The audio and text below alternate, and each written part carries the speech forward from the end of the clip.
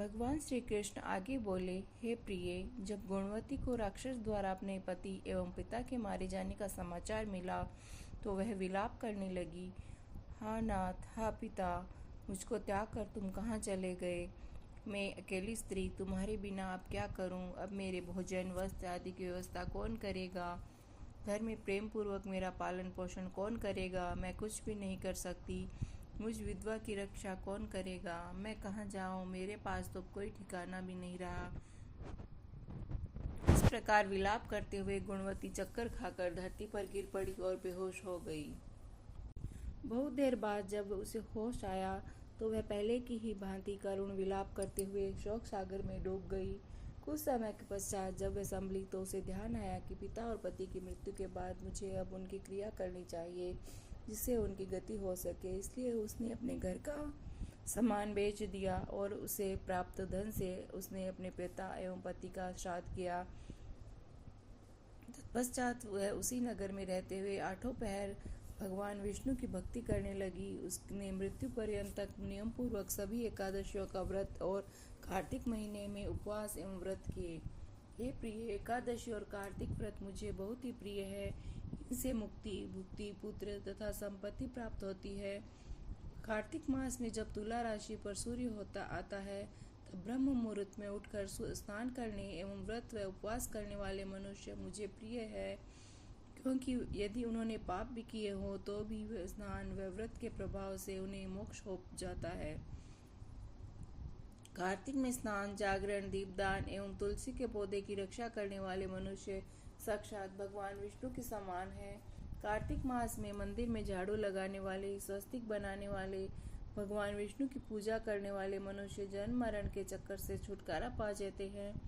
यह सुनकर गुणवती भी प्रतिवर्ष श्रद्धापूर्वक कार्तिक का व्रत और भगवान विष्णु की पूजा करने लगी। हे प्रिय, एक बार उसे ज्वर हो गया और वह बहुत कमजोर भी हो गई। फिर भी वह किसी प्रकार गंगा स्नान के लिए चली गई। गंगा तक तो पहुंच गई, परंतु शीत के कारण वह बुरी तरह से कांप रही थी। इसी कारण वह शिथिल हो गई।